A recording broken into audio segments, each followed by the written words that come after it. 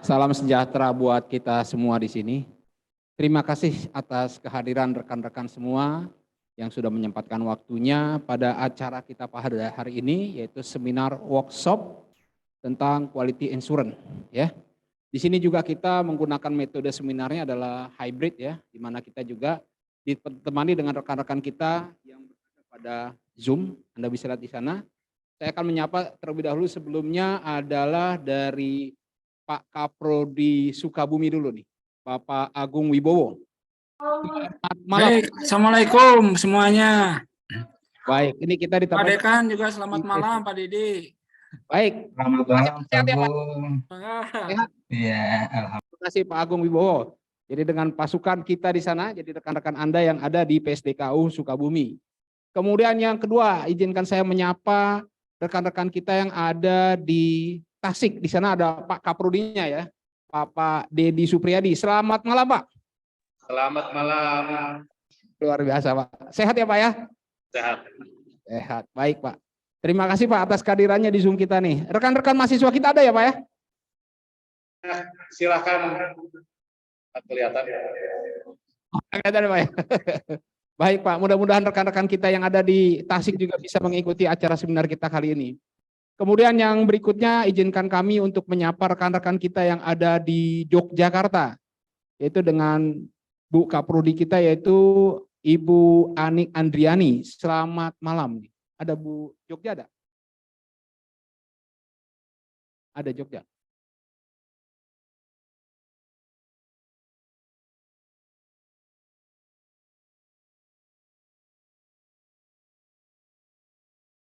Oh iya itu ada Jogja tuh. Jogja Pak Sri. Jogja Pak Sri ya. Oke, Jogja. Yang berikutnya Pontianak ada. Oke. Halo, selamat malam rekan-rekan kita yang ada di Pontianak. Dengan Kak Prodinya nih, Bapak Sony Maulana ada nggak? Pak Sony ada di sana ya, Pontianak. Dan yang terakhir kita bisa lihat di sana ada Pak Dekan kita ya. Selamat malam Pak Didi Rosyadi Pak. Bisa dengar suara saya Pak? Selamat malam, terima Oke, kasih. Iya. Oh, ini adalah Dekan Fakultas Teknik dan Informatika yang akan memberikan sambutan pada acara seminar hari ini. Oke, sebelumnya saya izinkan menyapa terlebih dahulu yang kami hormati Rektor Universitas Bina Sarana Informatika Bapak Dr. Muhammad Wahyudi, MM.Com MPD IPU. Kemudian yang kami hormati Ibu Wakil Rektor 1 Bidang Akademik, Ibu Dia Puspitasari M.Com. Kemudian yang berikutnya yang kami hormati Wakil Rektor 2 Bidang Non-Akademik, Bapak Suharyanto M.Com.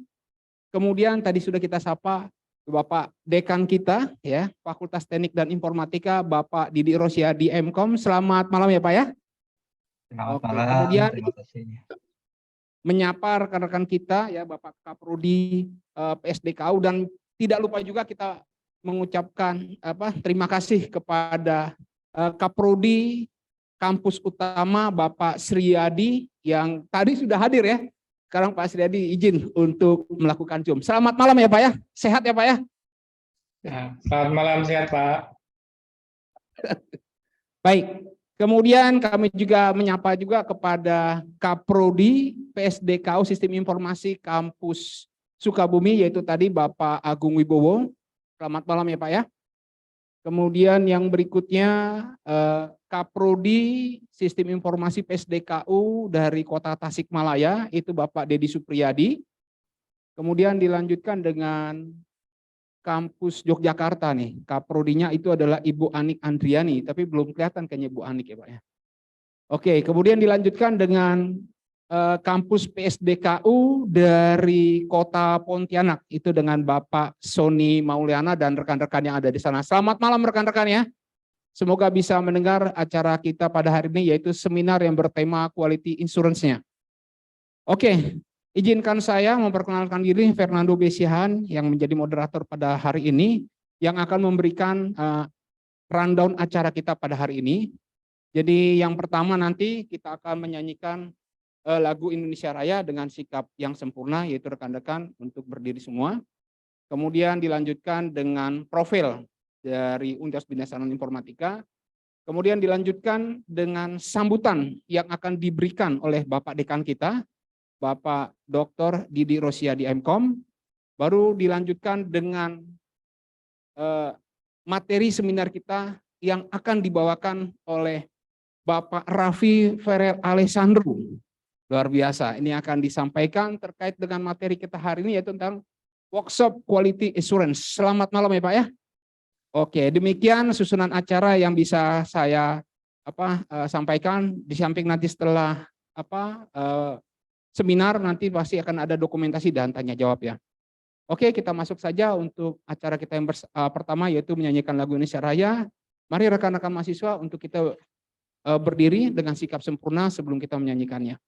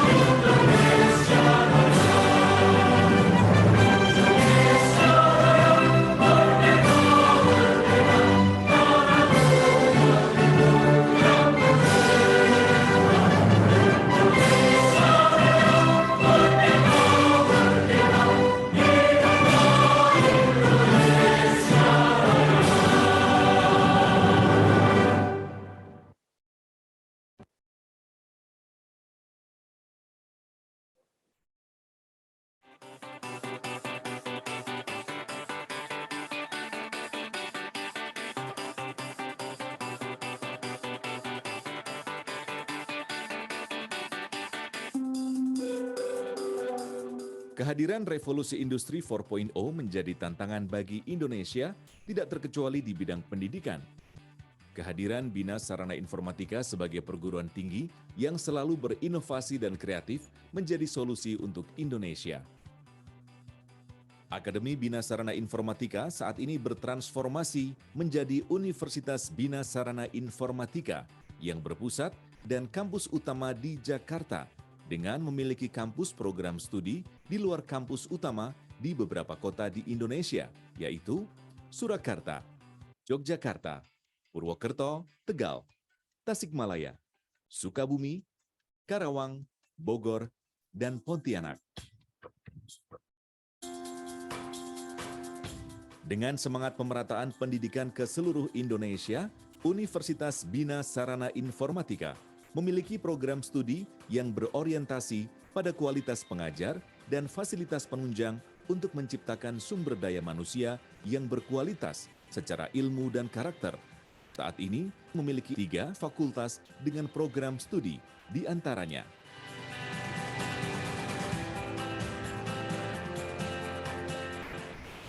Fakultas Ekonomi dan Bisnis, meliputi program studi Administrasi Bisnis D3, program studi Administrasi Perkantoran D3, program studi Perhotelan D3, program studi Manajemen S1, program studi Akuntansi S1 dan D3, dan Program Studi Manajemen Pajak D3. Fakultas Komunikasi dan Bahasa, Program Studi Ilmu Komunikasi S1, Program Studi Sastra Inggris S1, Program Studi Bahasa Inggris D3, Program Studi Hubungan Masyarakat D3, Program Studi Periklanan D3, Program Studi Penyiaran D3. Fakultas Teknik dan Informatika meliputi Program Studi Teknik Elektro S1, Program Studi Teknik Industri S1, Program Studi Teknologi Informasi S1, Program Studi Rekayasa Perangkat Lunak S1, Program Studi Teknologi Komputer D3, Program Studi Sistem Informasi S1 dan D3, Program Studi Sistem Informasi Akuntansi D3, dan Program Studi Ilmu Komputer S1. Universitas Bina Sarana Informatika memanfaatkan teknologi yang berbasis Information Communication and Technology, menerapkan metode pembelajaran dengan sistem e-learning, dan menghadirkan mobile akademik untuk menunjang pelayanan akademik.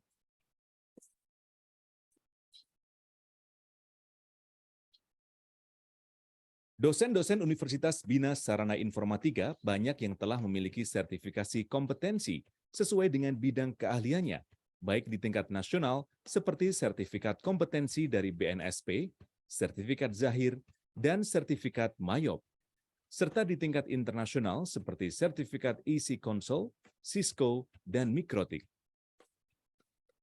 Selain itu, Universitas Bina Sarana Informatika memiliki Mikrotik and Cisco Academic, serta Lembaga Sertifikasi Profesi BSI.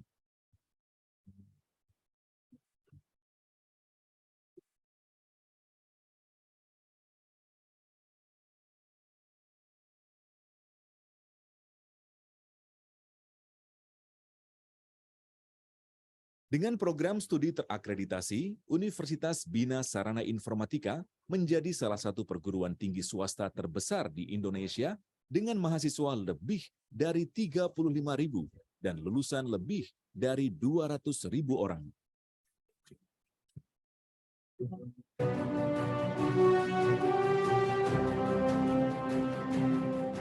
Universitas Bina Sarana Informatika membekali setiap mahasiswa tidak hanya dari sisi akademis, namun juga dari sisi karakter building mahasiswa. Selain itu, adanya BSI Center yang terdiri dari BSI Entrepreneur Center, BSI Career Center, BSI Innovation Center, dan BSI Startup Center, meningkatkan mutu kualitas lulusan Universitas Bina Sarana Informatika. Seluruh sivitas akademika bersama-sama dalam perjalanan eksistensinya, maka tidak sedikit prestasi Universitas Bina Sarana Informatika yang telah diraih. Universitas Bina Sarana Informatika juga telah melaksanakan program kerjasama internasional dan MOU dengan 12 perguruan tinggi luar negeri serta MOU dengan perguruan tinggi negeri terkemuka di negeri ini.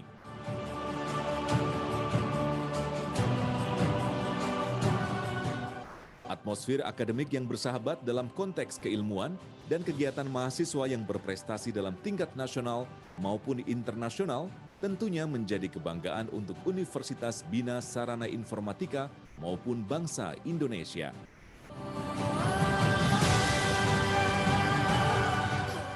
Sukacita, senyum, tawa, canda, dan bahagia bersatu padu dalam rasa saat wisuda, menjadikan kebanggaan untuk seluruh sivitas akademika Universitas Bina Sarana Informatika.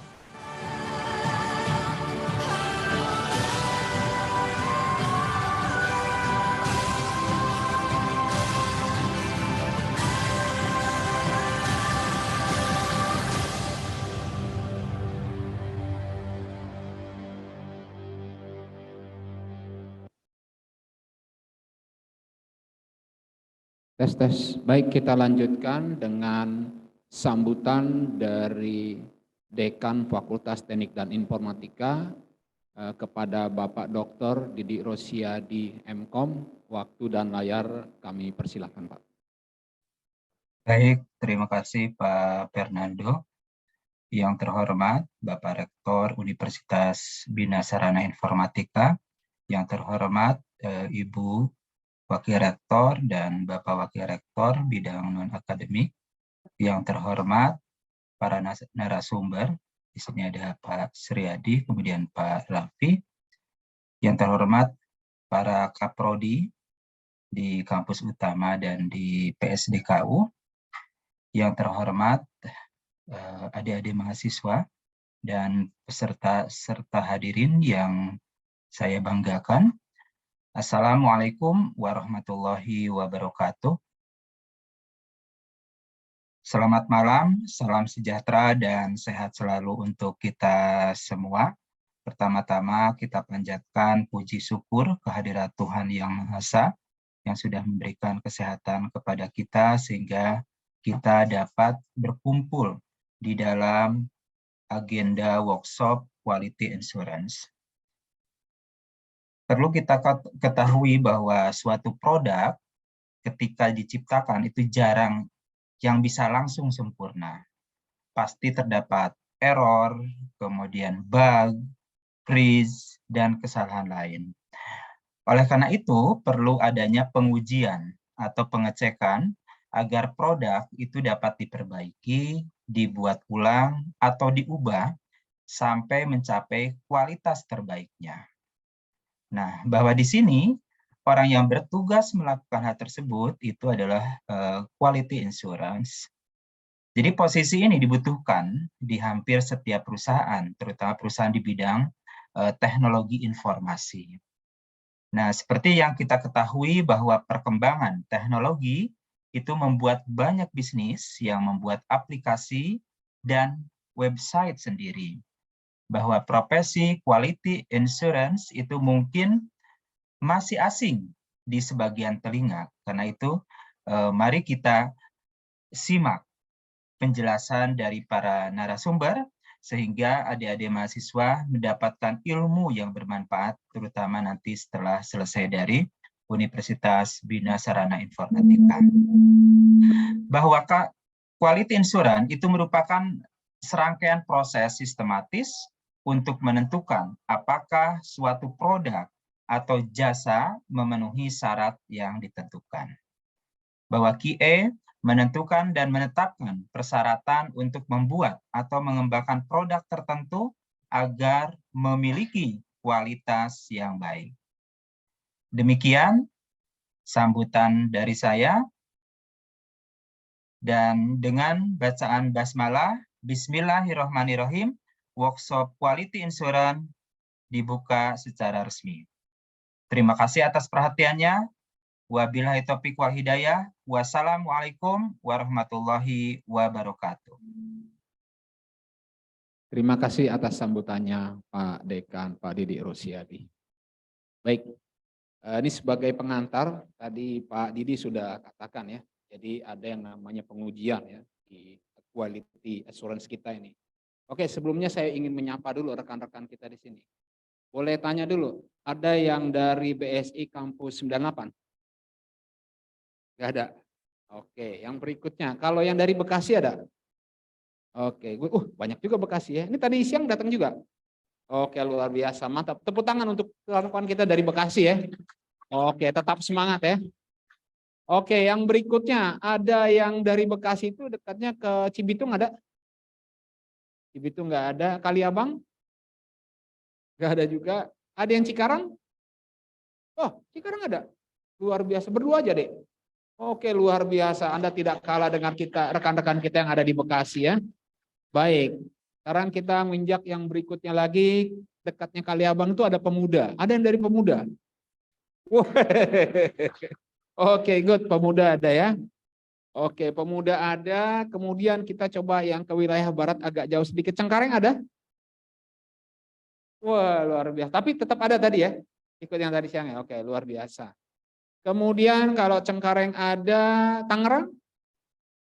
Enggak ada. Selipi? Selipi enggak ada juga. Oke, Margonda? Fatmawati, yang belum saya sebut kira-kira dari cabang mana? Yang belum saya sebut, oke, rekan-rekan kita nih malu-malu dari mana deh? Ciledug. Oh ya, saya Ciledug belum saya sapa. Oke, tepuk tangan buat kita semua ya. Jadi di sini rekan-rekan sudah mewakili dari rekan-rekan kita juga. Di Zoom kita ada juga ya. Tadi ada yang dari Sukabumi, ada yang dari Tasik juga bersama-sama dengan kita. Karena metode seminar kita ini adalah hybrid ya. Jadi ada yang offline dan online. Jadi terima kasih atas kedatangannya di sini. Nah, tadi kata Pak Didi sudah dikatakan ya kan, quality assurance. Ini belum pernah kita untuk mengadakan seminar ini kan. Quality assurance. Coba, Anda semester berapa sekarang? Nah, semester 3. Kalau nggak salah semester 3 itu ada web programming 2 ya? Oke, apakah Anda sudah melakukan presentasi proyek? Belum. Oh, sudah pertemuan ke-13. Oke, di pertemuan 9 dan seterusnya kita buat yang namanya pustaka booking, betul ya? Betul ya? Oke. Gimana? Kira-kira pustaka bookingnya jalan apa tidak? Jalan. Yakin nih jalan nih. Tadi dikatakan oleh Pak Dekan, untuk quality assurance itu jangan sampai ada yang bug. Jangan sampai ada yang error. Paham ya? Nah, kalau kita tidak bisa terbiasa membuat suatu aplikasi dengan yang baik, gitu kan, sesuai dengan testingnya, wah ini repot nih. Ya bagaimana nanti kita siap kerja gitu kan? Tadi kan yang tadi siang metode kita karir gitu kan? Siap kerja nggak kita nih kan gitu ya? Nah, coba di sini masih sering nggak kita melakukan error-error ketika kita membuat aplikasi-aplikasi yang ya bisa katakan kecil lah gitu kan? Kalau nggak kecil lah naik sedikit ke pustaka booking namanya. Betul ya? Oke, jalan semuanya nih, yakin? Oke, boleh saya tanya nggak nih ada berapa tabel yang kita buat? Ada berapa tabel? Masih ingat nggak? Oke, buat tabel nggak waktu bikin pustaka booking itu? Buat ya. Kalau basis datanya namanya apa? UPH, aduh jangan malu-maluin dong. Basis datanya apa? Pustaka. Oh, kan good. Database kita pakai apa? Apa deh?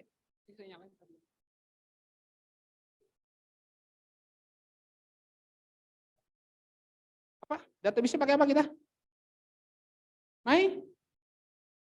MySQL apa nih?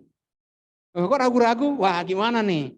Oke, jangan sampai ragu-ragu nanti. Nah, di sini di seminar ini kita akan mendapatkan pencerahan terkait dengan quality assurance ya, yang nanti menjadi titik terang bagi kita bagaimana kita ini harus bisa membuat suatu produk ya, aplikasi yang baik yang bisa diuji sesuai dengan aplikasi tersebut.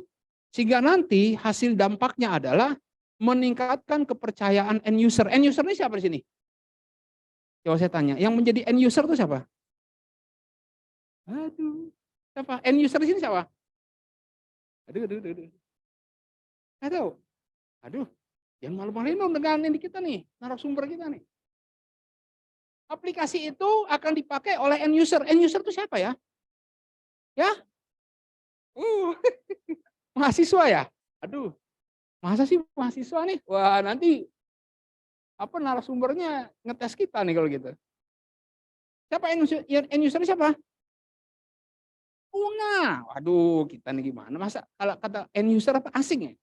Kata-kata kalimat end user itu asing bagi kita gitu ya. Asing ya?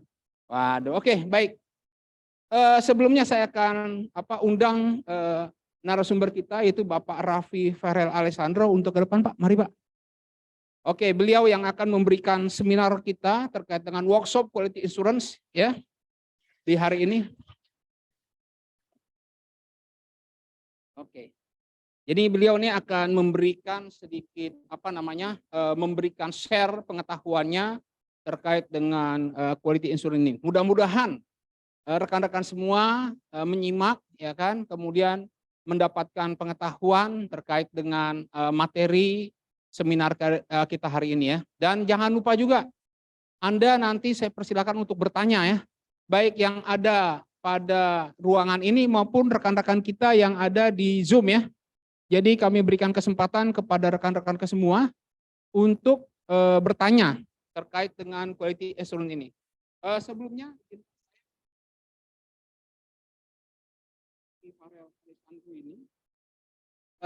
Beliau ini dipanggilnya Sandro, Pak ya. Sandro luar biasa kan. Jadi Pak Sandro ini dipanggilnya Sandro. Ini masih muda loh. Silakan nanti beliau yang akan memberikan perkenalan dirinya yang lebih komplit ya. Saya cuma menjelaskan aja bahwa beliau ini lulusan dari Institut Teknologi Harapan Bangsa yang ada di Bandung. Ya. Dan beliau adalah salah satu CEO-nya ya, CEO dari PT Sistrik Teknologi Informasi, Teknologi Indonesia. Oke, kepada Pak Alessandro saya berikan tempat. Silakan, Pak.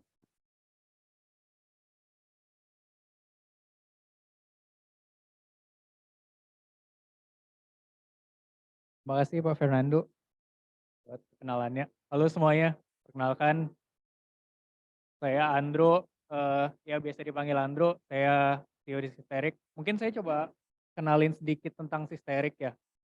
Jadi Sisterik itu software house, mungkin lebih dikenal software house atau software agency. Jadi kita bikin software tergantung dengan requirement klien. Nah kebanyakan dari klien kita itu mereka sebenarnya belum aware tentang software development, mereka nggak punya tim internal. Jadi kita banyak mengenalkan practice di software engineering ke mereka gitu. Salah satunya tentang testing yang nanti kita bahas. Jadi sebenarnya outcome yang kita pengen dapetin di sesi ini itu kita nggak pengen tahu gimana cara detail ngetesnya. Itu kita bisa cari di Google.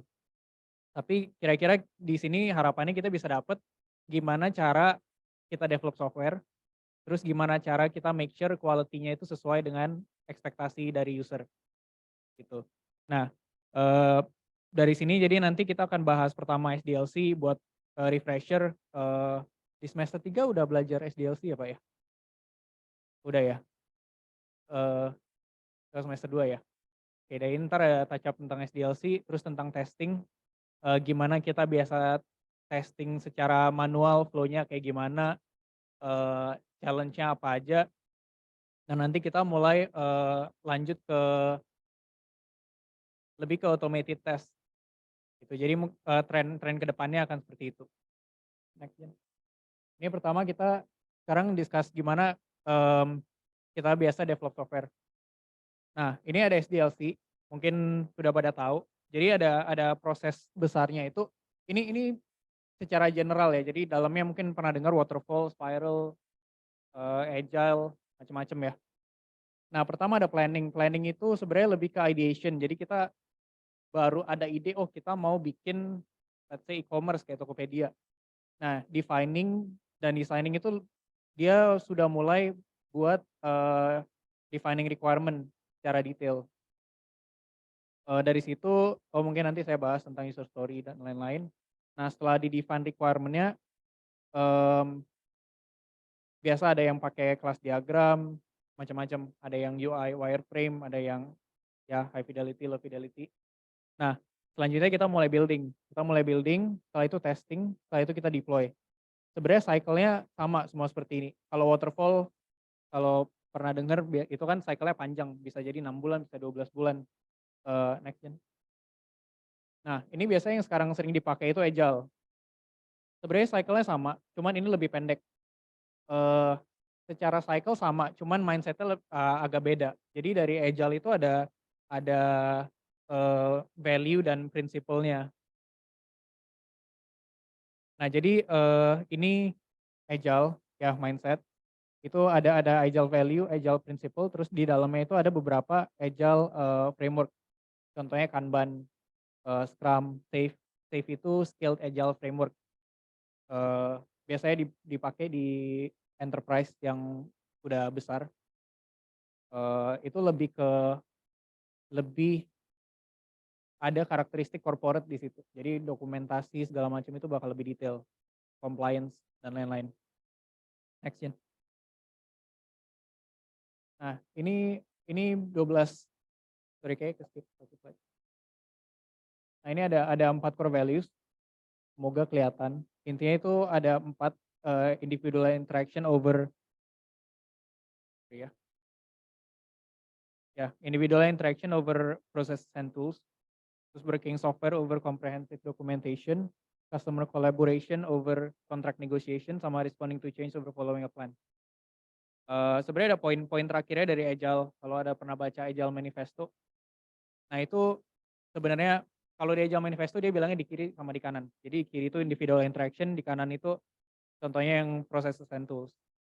Nah yang di kiri ada value-nya, yang di kanan ada value-nya, cuman kita tetap value yang di kiri lebih besar. Jadi Agile itu banyak yang, ini misconception di Agile, banyak orang yang kerjanya serabutan karena katanya Agile. Jadi nggak ada planning, nggak ada locking requirement, define requirement dengan jelas, itu banyak kayak gitu. Nah akhirnya dari situ ada rework. Misal kita kalau nggak locking requirement sekarang passwordnya, let's say login sekarang dengan username sama password. Terus ternyata kayak setelah dicobain, oh user kayaknya kebanyakan pakai mobile nih, nggak pakai web. Jadi buka email agak ribet. Jadi mereka pakai OTP, mereka prefer pakai nomor HP. Nah kayak gitu jadi banyak perubahan-perubahan di tengah kalau kita nggak kunci. Nah itu ada beberapa misconception yang terjadi sih. Kebanyakan itu di planning, locking requirement atau dokumentasi. Gitu. Jadi walaupun Agile, kita tetap harus prioritize planning, thinking ahead gitu. Bedanya Agile sama yang lain kayak waterfall sebenarnya cuman cycle-nya lebih pendek. Jadi kita resikonya dikit. Kalau kita project 6 bulan, kita baru testing di bulan keempat, kita udah buang 4 bulan kalau misalnya yang salah. Kalau kita pakai Scrum, kita contohnya Scrum ya, sprintnya 2 minggu biasanya. Dalam 2 minggu itu kita udah bisa tahu kira-kira ada yang salah nih, kita mau ganti. Jadi resikonya lebih kecil, lebih bisa dibagi-bagi gitu. Nah di situ juga dengan kita kunci setiap 2 minggu, itu kita lebih fleksibel dengan requirement yang berubah. Karena biasanya kan kita nggak tahu apa yang kita mau kan. Misal apa ya, misal kita develop software buat absensi deh, misal. Absensi mungkin ya absensi kampus misalnya. Awalnya kita pakai QR. Oke, setelah jalan QR kelihatannya bagus nih. Jadi anak mahasiswa yang datang ke kampus, masuk ke kelas, scan QR. Kelihatannya bagus. Nah, cuman di satu waktu mahasiswa itu bisa duplicate itu QR, bisa generate QR-nya sendiri. Nah, itu kan jadi apa ya? Jadi ada perubahan-perubahan di situ gitu. Jadi kita tetap perlu plan di depan. Next Jen. Nah, dari 4 value itu diturunin 12 Agile Principle. Ini refresher aja, ini nggak perlu terlalu ngerti detail, nggak perlu terlalu hafal. Ini cuman konteks aja karena ini jadi basis buat pembahasan selanjutnya. 12 prinsipal ini intinya dari yang 4 value sebelumnya, jadi sama aja. Intinya agility, poinnya agility, ya fokus on delivering value, fokus on customer satisfaction, dan lain-lain. Ya, oh ya by the way kalau misalnya ada pertanyaan angkat tangan aja. Kayak ada sesi Q&A di belakang, cuman kalau perlu konteks atau saya terlalu cepat, mungkin bisa coba tanya langsung aja. Nah jadi sekarang gimana biasa company itu ngelakuin software testing? Nah ada beberapa cara buat testing. Itu di situ ada apa ya, ada chart. Cara baca gini, itu di sebelah kiri support programming, di sebelah kanan creative project kan. Support programming itu lebih ke yang bisa di code intinya, yang di kanan yang lebih manual. Makanya yang di sebelah kiri yang hijau-hijau itu automated, yang sebelah kanan saya manual. Nah yang di atas itu business facing. Business facing dalam artian dia ngetes business value yang di deliver. Kalau di bawah itu ngetes di bagian teknologi. Nah jadi ada beberapa tes yang sering dipakai. Contohnya itu nanti kita bakal bahas software layering, tes piramid. Cuman intinya di tes itu ada di kiri bawah ada unit test, ada komponen test, ada sistem test. Itu ngetes teknologinya secara spesifik di code level biasanya. Nah itu kenapa dia dibilang support programming sama technology facing. Nah kalau yang nggak di atas itu functional acceptance test. Mungkin saya share dikit proses di ini ya, di kita bikin software. Jadi kalau di Agile, biasanya itu sebelum sprint, ada yang bikin di awal sprint juga di hari pertama sprint. Cuman intinya sebelum kita mulai develop, biasanya kita bikin yang namanya user story. Ada yang pernah dengar nggak ya? Belum ya? Oke, jadi user story itu intinya dulu tim teknologi itu mapping requirement itu dengan misalnya kelas diagram atau ya representasi yang teknis. Nah, di situ ada masalah. Jadi ada gap antara orang bisnis dan orang teknis. Orang bisnis kalau ada requirement dari bisnis, tim teknis nggak ngerti. Nggak ngerti dalam artian itu requirement-nya kurang detail. Karena orang bisnis biasanya cuma bilang, oh, oke, saya mau login dengan nomor HP dan OTP atau mungkin dengan email dan password. Cuman passwordnya itu dia nggak mikirin tentang security-nya gimana. Misalnya di password kalau orang awam mikir simbolnya makin aneh, itu jalan. Nah, bisa jadi ada hashing algorithm mungkin yang nggak support si special character mungkin. Yang kayak gitu-gitu tim teknis harus ngerti boundary-nya dan dia harus bisa suggest ke tim bisnis kira-kira batasannya di mana. Nah, jadi di situ dari gap itu ada yang namanya user story. Jadi user story itu formatnya itu ya as a user, as a role-nya apa, mau customer, mau admin, mau itu student, siapapun itu. I want to be able to bla bla bla gitu. Jadi misalnya as a user, I want to be able to log into the system, misal. Nah, dari situ kita mapping user story. Kita mapping user story, kita dapat list banyak, itu dari situ kita dapat gambaran fiturnya kayak gimana.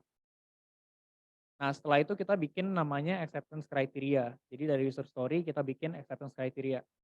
Itu definition of done. Jadi misalnya password nih. Oke, login dengan username sama password atau email sama password. Nah, di situ passwordnya mungkin kita ada constraint. Misal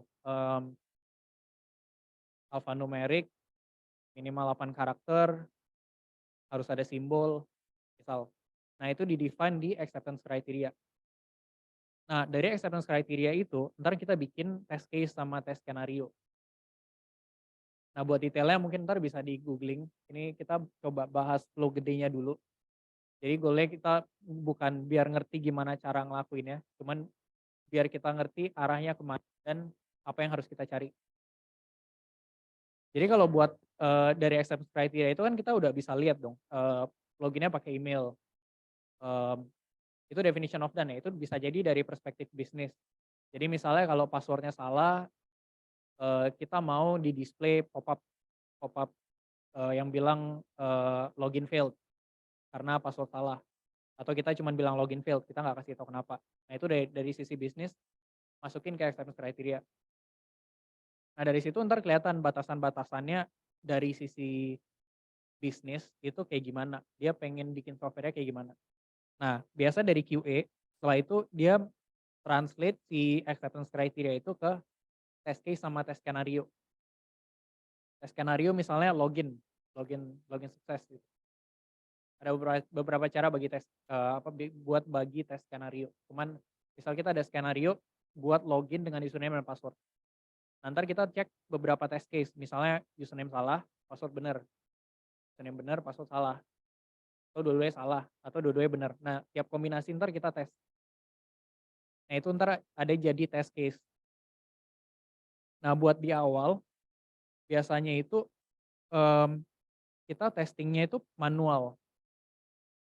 Nah, problemnya dengan manual itu makan effort buat nyimpen dan manage dokumentasi. Berarti hitungan kasarnya kita tiap sprint nambah 3 fitur. Oke, mungkin satu orang di awal bisa tes tuh 3 fitur dengan waktu sejam misal. Setelah 2 sprint jadi 6 fitur, dia ngetes 2 jam. Itu nambah-nambah terus. Bayangin kalau projectnya ada puluhan tim, terus durasinya lama. Nah, itu bakal numpuk terus. Nah, kalau kita pakai manual test, biasanya kita perlu nge-track kira-kira hasil tesnya gimana, hasil tes run-nya. Jadi kita tes tuh, misalnya kita, let's say kita ada app e-commerce, mungkin Tokopedia, Amazon gitu, yang dia ada di banyak platform kan. Nah di situ kita perlu nge-track di Android dia kayak gimana, di iOS kayak gimana, di web dia kayak gimana, di iPad dia kayak gimana, kayak gitu. Terus di tiap device, mungkin di Android di versi lama gimana, versi baru gimana. Nah itu bakal banyak banget tuh yang kita simpen. Nah itu kita maintain. Dan udah hampir pasti kita miss. Karena kita nggak mungkin nge-run semuanya kan. Ada yang namanya regression test. Saya nggak tahu di sini ada atau nggak. Oh, nggak ada. Jadi regression test itu intinya kita tes end to end lah. Flow critical dari awal sampai akhir. Saya login, browse produk. Kalau kita ambil contoh e-commerce, login, browse produk, add to cart. Habis itu kita check out, habis itu bayar, habis itu sampai invoice, ini sampai integrasi sama logistik. Nah itu kita cek semua. Nah di situ itu bakal panjang banget dokumentasinya dan kita harus maintain satu-satu. Dan masalahnya nggak cuman dokumentasinya nggak manageable, dari waktu juga. Jadi tiap kita sebelum rilis kita perlu regress kan, kita perlu regression test. Nah itu bakal perlu waktu. Nah nanti solution yang kira-kira bisa dipakai, tren ke depannya gimana itu nanti kita bahas. Cuman intinya problemnya dari tes-tes yang manual itu ya 4 yang ada di slide. Jadi dokumentasi, reliable result, terus time consuming karena yaitu semakin banyak fiturnya kita tesnya semakin lama gitu. Dan kita nggak mungkin terus-terusan nambah orang karena itu ya nggak make sense kan. Mending kita allocate kita punya tim buat hal-hal yang lebih lebih impactful dibanding yang redundant. Nah ini long feedback loop maksudnya apa? Ini jadi biasa kalau testing itu ada istilah namanya dev done. Jadi dia itu setelah engineer ngoding itu biasa dibilang dev done. Jadi kan kita ada requirement, kita coding, selesai tuh. Kita bisa deploy di di development environment atau di lokal. Nah itu kita bisa tes. QA ngetesnya di belakang. Jadi kita tahu setelah kita ngoding. Problemnya di situ. Jadi kita taunya lama. Jadi setelah kita ngoding baru kita tahu ada salah. Setelah itu kita balik lagi, harus develop lagi. Mungkin di konteks biasanya kan kita ada sprint, let's say sprint 1, 2, 3, 4 gitu. Kita kan udah allocate kan, misalnya sprint 1 tanggal 1 sampai 14, sprint 2 15 sampai 28 gitu. Masalahnya itu kalau misalnya di sprint 1 itu kita udah ngaret nih. Ternyata dari 10 fitur yang kita develop ada 3 yang bermasalah. Itu pasti ke depannya sprint yang selanjutnya itu bakal mundur juga kan. Itu bakal masalah di situ.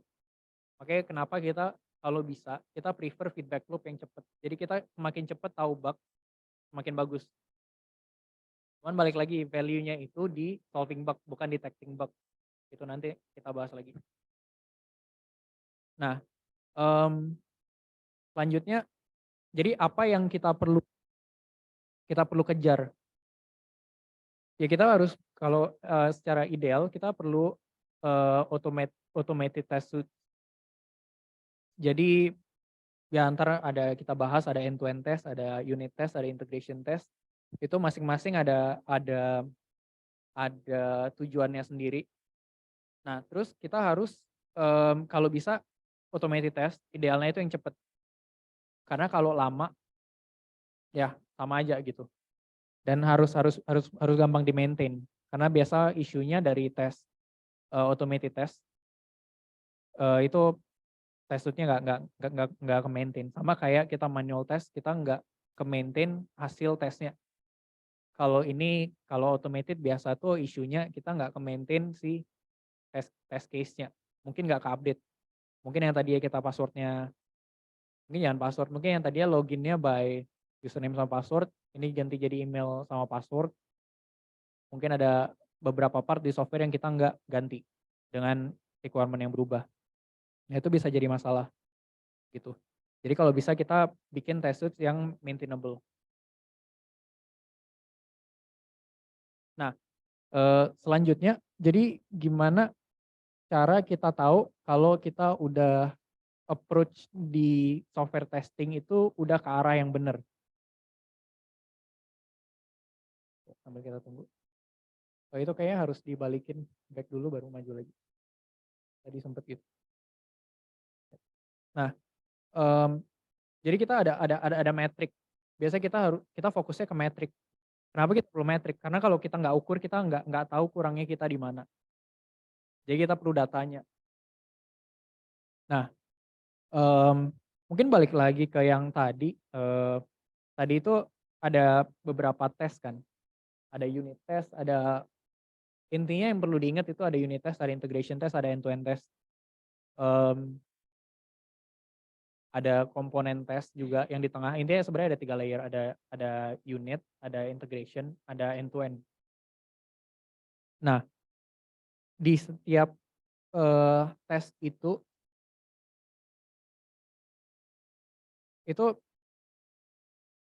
yang unit test itu lumayan simple. Yang unit test itu intinya nge-test function. Nanti kita bahas. End-to-end itu nge-test end-to-end flow. Nah, yang di tengah ini banyak variannya.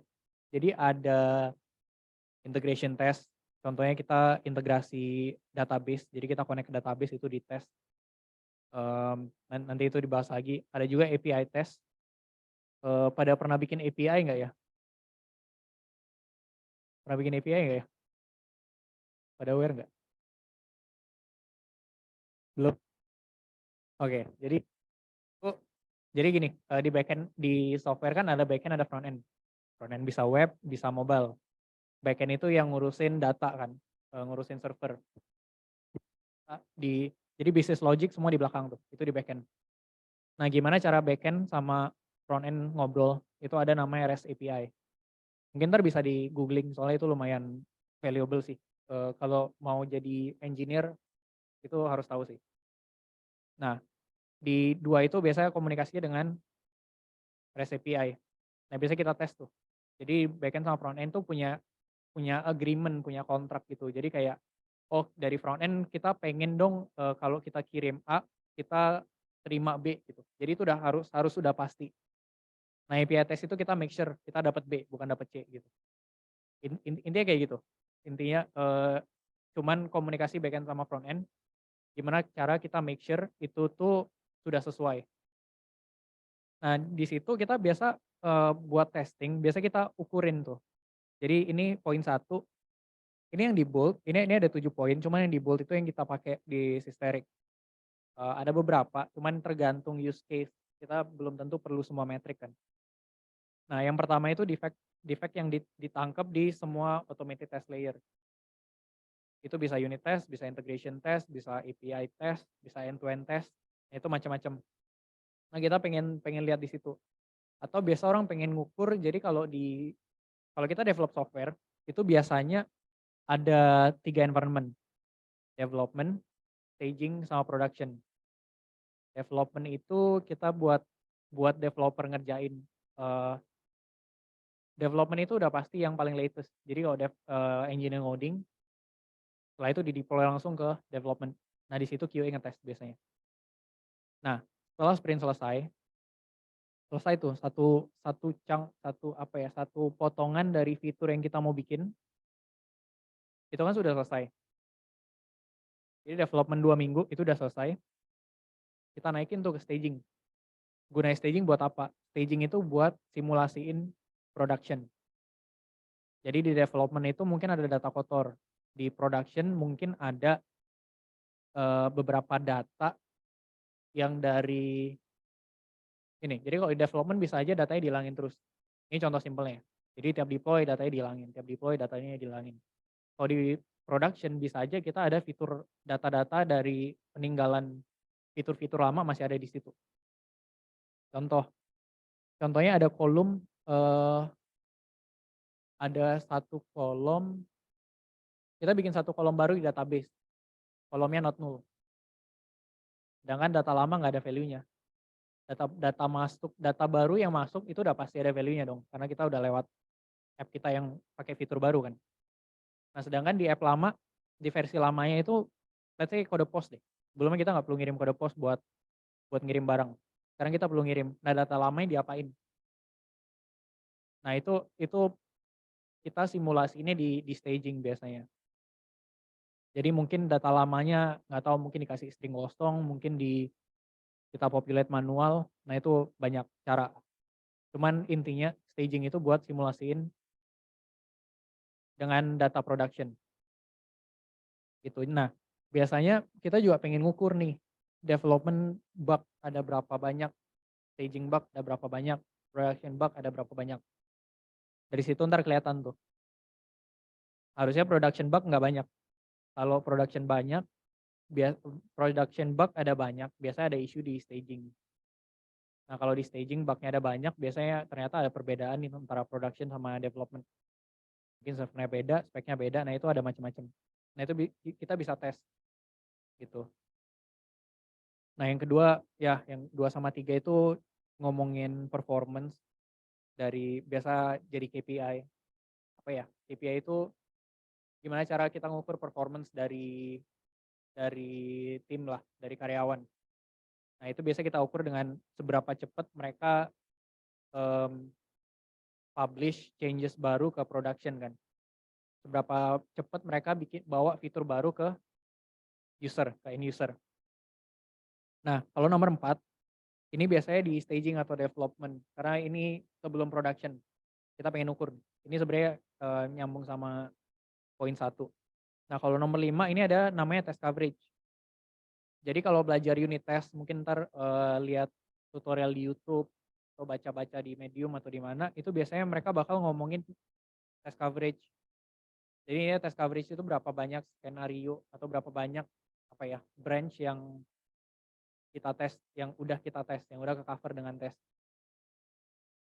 Ini sebenarnya enggak, tes skenario 100% belum tentu bagus. Karena bisa aja yang dari code apa ya, yang didetect dari toolnya itu sebenarnya ada yang miss dan dia nggak bisa ngelihat business requirement. Jadi ya tetap kita perlu lihat, kita nggak bisa terlalu depend ke angka murni dari test coverage. Nah nomor 6 production defect. Nah itu kita biasa ngecek production defect. Severity ini maksudnya ada apa ya? Severity itu seberapa parah bugnya. Jadi biasa kategorinya itu ada P0, P1, P2, P3. Intinya P0 itu biasanya yang blocking critical flow. Kayak Tokopedia misalnya nggak bisa transaksi atau semua user nggak bisa login. Nah itu biasanya P0. Jadi itu harus di fix secepat mungkin. Nah bug-bug yang severity-nya tinggi biasanya kita bakal prioritize kan. Nah, ini biasanya kita ngukur. Harusnya dengan automated test kita bisa ngurangin production bug.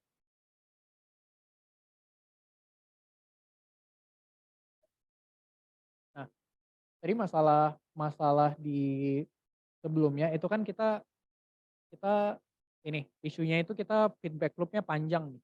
Jadi kita development dulu, ya planning dari awal nih, planning, habis itu di situ dapat user story, terus kriteria, bikin test case, baru developnya nggak tahu kapan kan, bisa aja kita planning sekarang, developnya baru 3 bulan lagi gitu. Nah, setelah kita develop, kita baru tes. Tesnya bisa aja makan berapa hari, bisa ya tesnya lama. Kita develop 5 hari, bisa ya tesnya 4-5 hari juga gitu. Mungkin karena apa yang nyangkut sama tim operasional gitu.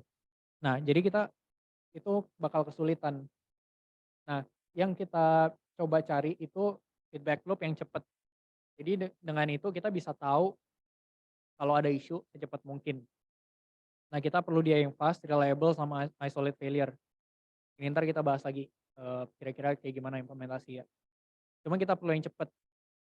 Semakin cepat kita bisa detect issue, semakin cepat kita bisa fix. Yang kedua reliable. Nah ini ada istilah yang mungkin sedikit apa ya, kurang familiar. Itu ada flaky test. Flaky test itu apa? Flaky test itu biasa ada test case yang kadang gagal, kadang berhasil. Jadi kalau kita tes sekarang berhasil nih, besok nggak tahu kenapa nggak ada yang ngerubah code, tiba-tiba gagal. Nah itu flaky test. Biasanya karena data, karena value variable mungkin Jadi dia behavior-nya unpredictable. Jadi kalau bisa, nah itu ada hermetic satu lagi. Hermetic test itu yang full independent. Jadi kalau ada error di function itu, kita bisa tahu itu tuh karena error di function itu, bukan karena error di dependency lain. Tuh. Jadi misalnya function manggil function gitu. Kalau ada error di function A, kita udah tahu itu errornya di function A, bukan di function B. Nah, gimana kita implement ya, gimana kita achieve hermetic test itu pakai mocking. Cuman itu nggak kita bahas hari ini. Cuman kalau mau coba cari-cari di unit test, kalau kita mau unit test sudah pasti include mocking, udah pasti kita pelajari mocking gitu. Nah, kalau yang isolate failure itu sebenarnya related sama hermetic test. Jadi kita pengen tesnya itu kita tahu errornya itu di mana. Jadi kita nggak pengen ambigu. Nah nanti di agak belakang kita bakal bahas setelah end-to-end test itu kira-kira kita pengennya itu tesnya gimana dan solusinya apa buat tiap level. Tuh. Nah selanjutnya ini ada shift left testing. Jadi kan tadi kan kita pengennya feedback loop yang cepat, reliable sama isolate failure. Nah buat kita dapat feedback cepat itu ada sekarang tren yang sekarang itu shift left testing. Jadi testingnya itu di depan, bukan di belakang, bukan setelah development, bahkan sebelum development. Gimana caranya? Itu balik lagi ke requirement yang udah di-define. Misalnya kita ada function buat penambahan gitu.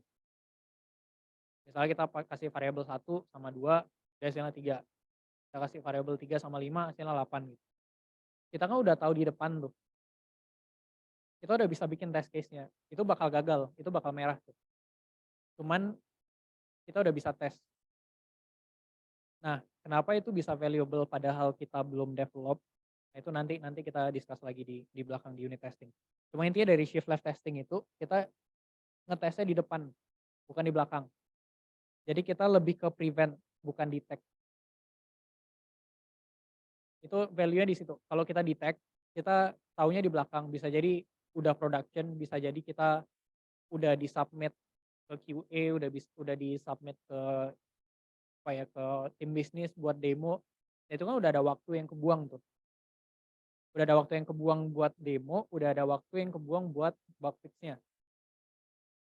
Nah, kita nggak bisa prevent itu. Atau kadang kita bikin fitur A, kita udah jalan nih.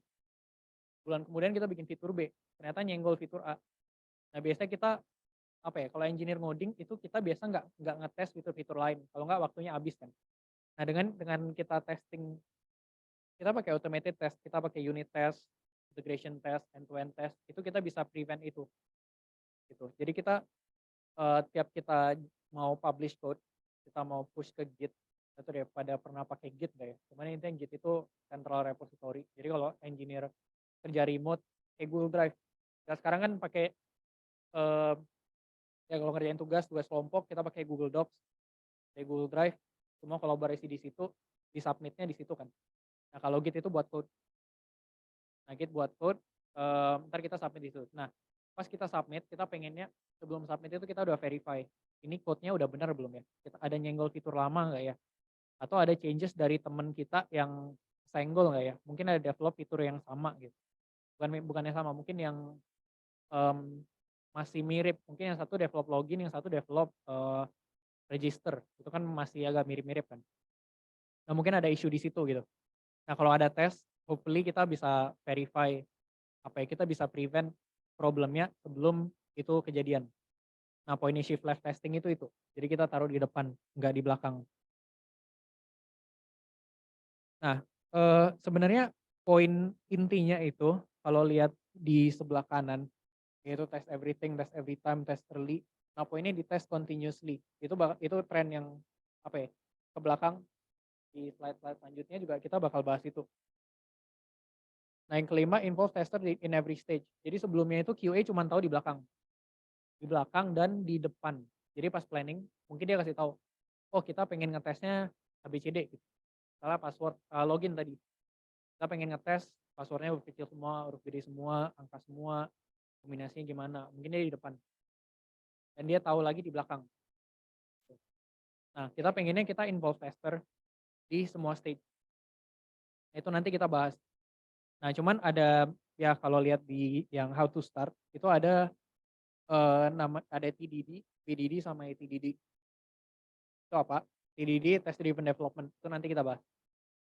BDD itu behavior driven development. Jadi TDD cuman bahasanya sedikit lebih apa ya? Lebih manusiawi, less code gitu.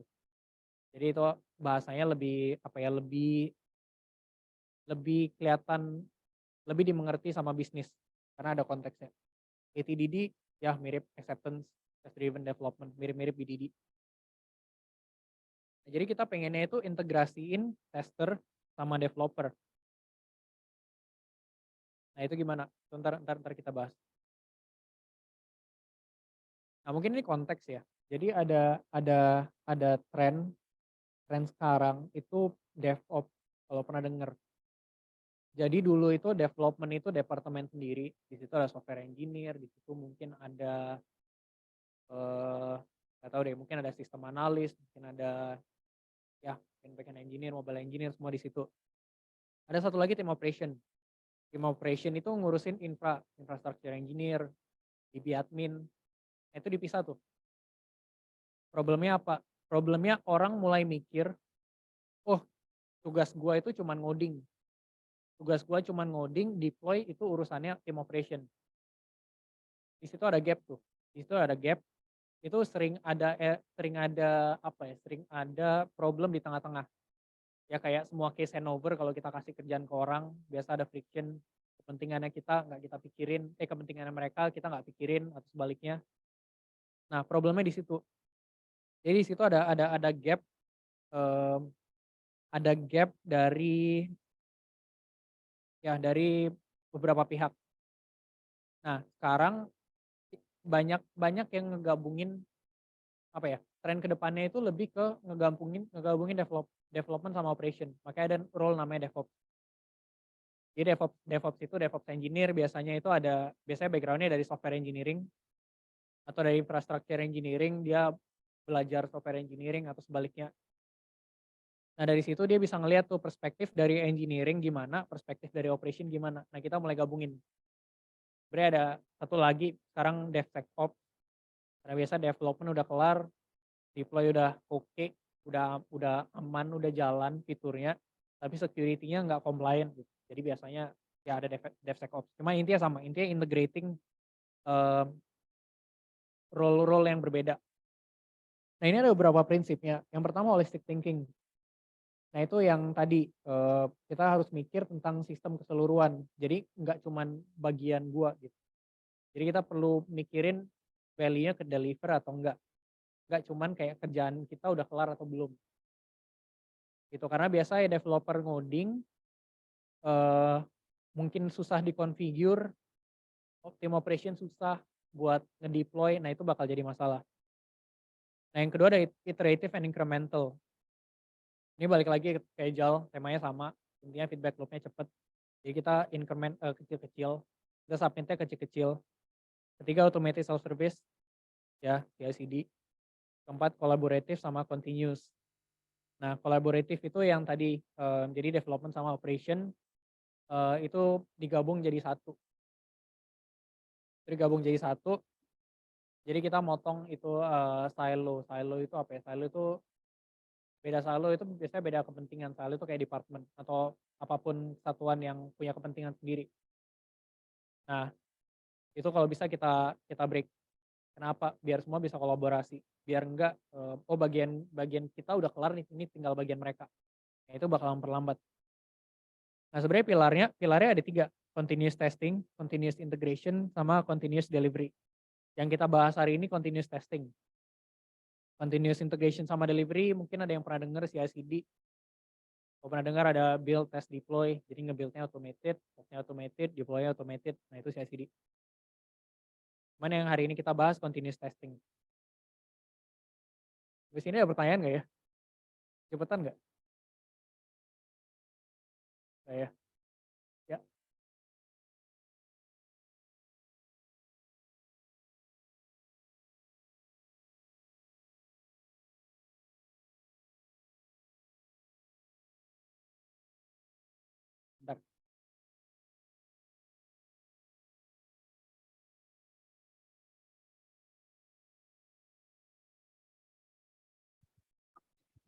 Ini langsung kok.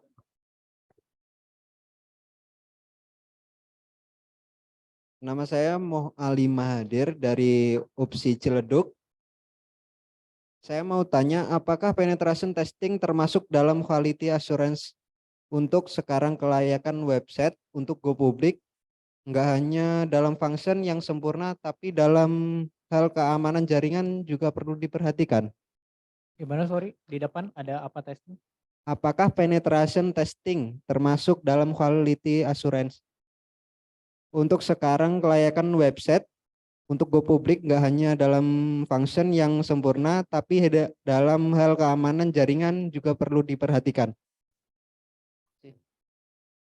Thank you Ali. Tadi yang nanya Ko Darwin juga ya? Ya. Ya mungkin saya jawab sekalian ya. Jadi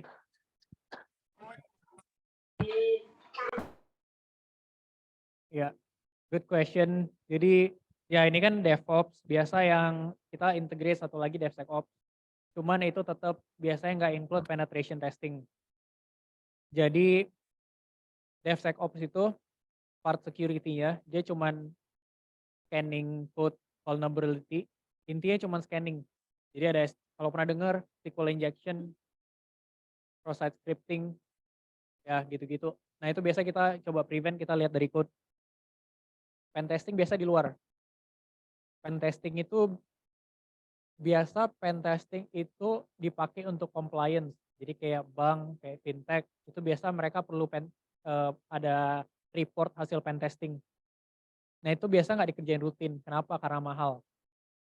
Nah yang dilakuin testing, yang dilakuin di CI/CD biasanya di DevOps itu lebih ke load testing mungkin. Mike, ada load testing, performance testing, ya itu ada beberapa tes, kita tes infrastructure. Intinya gimana kita bisa tahu handle infrastruktur kita bisa handle seberapa besar. Ya biasa ngetesnya lebih ke situ, lebih ke reliability kalau di DevOps. Kalau security udah dipisah biasanya. Security, compliance, governance itu biasa udah dipisah. Biasa mereka jadi satu, security sama governance. Gitu sih. Menjawab nggak ya? Jawab ya. Oke. Thank you Ali. Ya mungkin lanjut. Jen. Ya ini kita bahas TDD. TDD itu apa? Itu test driven development. Intinya cycle-nya itu apa?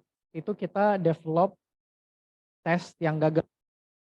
Bisa jadi function-nya nggak ada, bisa jadi function-nya masih kosong. Intinya tesnya gagal. Setelah itu gimana caranya kita bikin tesnya berhasil? Tesnya berhasil berarti sesuai acceptance criteria, sesuai test case. Setelah kita berhasil, kita refactor code-nya. Kita refactor code-nya kenapa? Biar ya kita kan ada punya standar code. Kalau ada yang pernah dengar clean code, layering, kayak gitu-gitu. Di code kita ada beberapa standar. Nah itu refactor itu poin dimana kita benerin code kita biar sesuai standar. Karena yang green itu masih asal jadi. Asal jadi dalam artian kita sesuai dengan requirement. Tapi ya code-nya belum bersih. Nah jadi ini ya intinya kita writing test. Tesnya gagal. Habis itu kita bikin code yang sesuai dengan acceptance criteria. Terus kita refactor. Gitu. Nah kita di sini nggak bakal bahas detail tentang TDD, cuman kita bakal bahas konsepnya sih. Nah ini ada namanya software testing pyramid. Itu kalau dibaca ke atas semakin mensimulasikan real use case. Cuman semakin mahal dan semakin lambat. Semakin ke bawah dia semakin murah dan semakin cepat. Gitu. Nah, di atas ada biasa orang bilang 3 layer, ada end to end, ada integration, ada unit test. Nah, yang integration itu kan dibagi lagi kalau di sini. Ini ada API test, integration test, komponen test. Intinya kita ngesimulasiin interaksi antar komponen di software. Gitu sih. Nah, eh kita kita kita coba end to end test. Jadi end to end test itu apa? End to end test itu kita ngesimulasiin end to end flow dari produknya. Ada beberapa cara, cuman biasanya kita pakai script. Ada script yang decoding, ada script yang di-record. Jadi kalau kita di Google Chrome itu kita bisa record itu, terus hasil recordnya gitu kita bisa download, bisa upload ke tool kayak Katalon misalnya. Nah itu bisa di rerun lagi gitu. Nah jadi value-nya end to end test itu apa? Itu ngesimulasi use case user. Nah biasa yang writing end to end test biasanya QA, biasanya bukan developer, biasanya yang lebih dekat ke bisnis. Nah manajer biasa suka karena ya simulate use case scenario, karena ya kelihatan kan dia kalau regression test itu membantu karena ini ngomongin end to end flow dan behavior secara aslinya kayak gimana gitu. Kalau kita ngetes cuman back end atau cuman front end bisa aja interaksinya kan kita nggak tes. Nah itu bisa jadi masalah.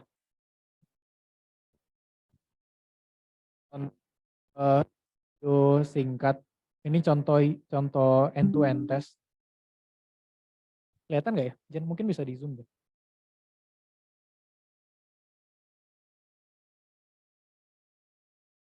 Atau mungkin ya itu. Jadi ini sintaksnya, ini Cypress, ini JavaScript.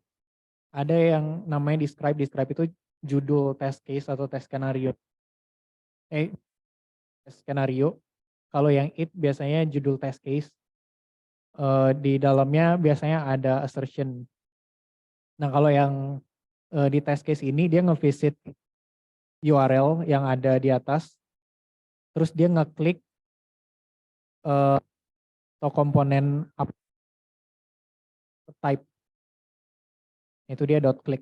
Jadi dia otomatis, nah ini dia ngejalanin, dia ngevisit web page, terus dia klik. Kalau kelihatan yang tadi itu sempat ada list banyak, nah itu dia kliknya di situ sebenarnya. Hasil kliknya dari sini.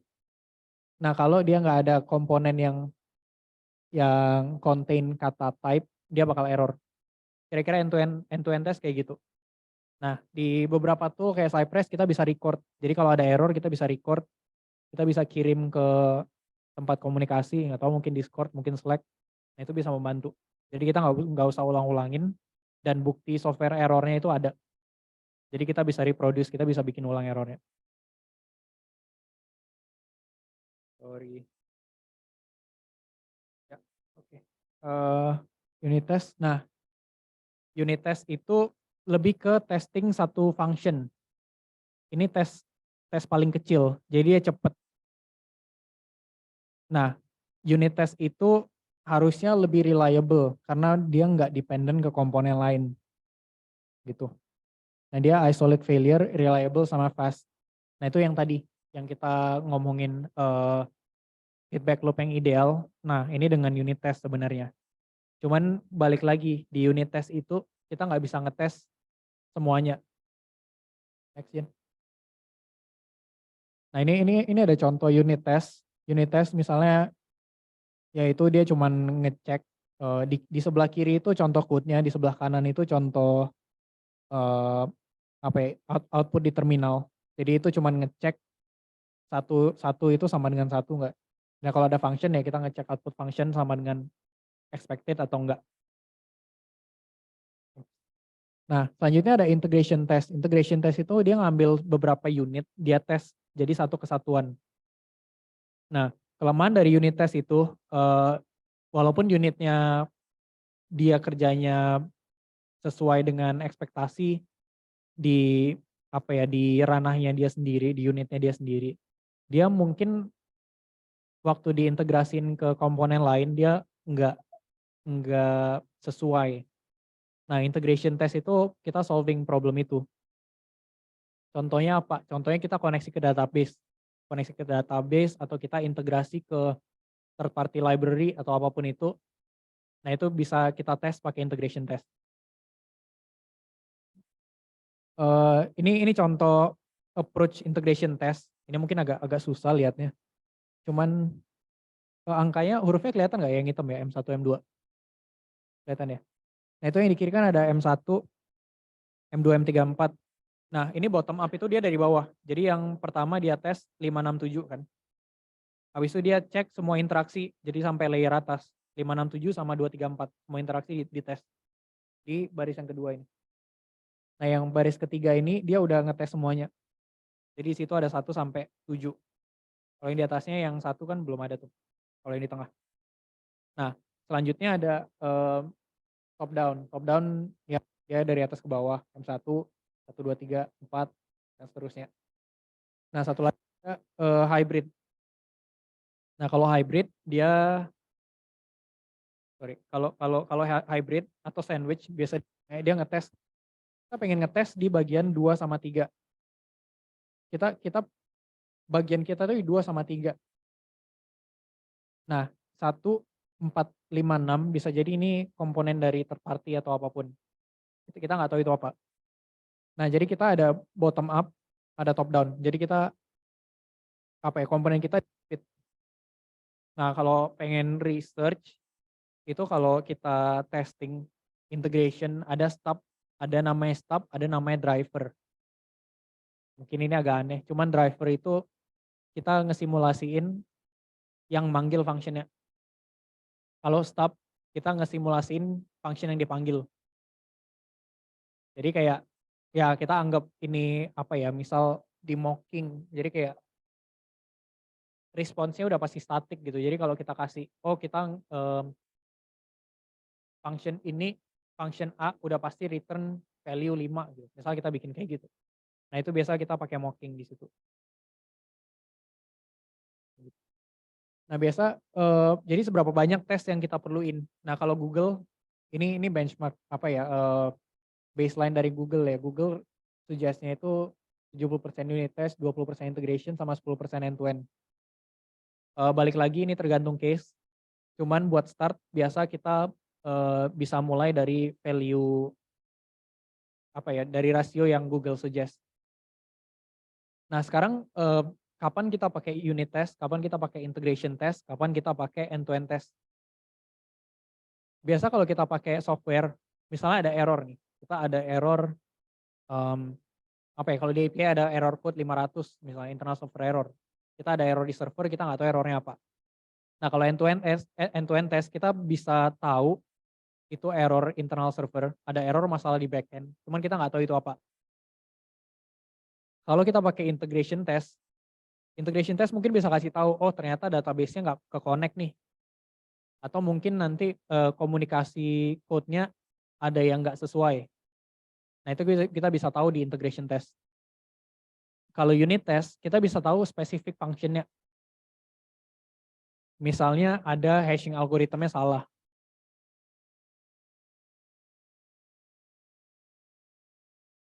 Sensitif kan. Jadi email huruf kecil itu nggak ada bedanya harusnya. Nah mungkin kita ada bikin satu function buat nge-compare, ternyata itu case sensitif. Jadi pas kita login di laptop, biasa kan huruf kecil depannya itu, pas kita login di HP, huruf awalnya huruf besar. Nah itu bakal error.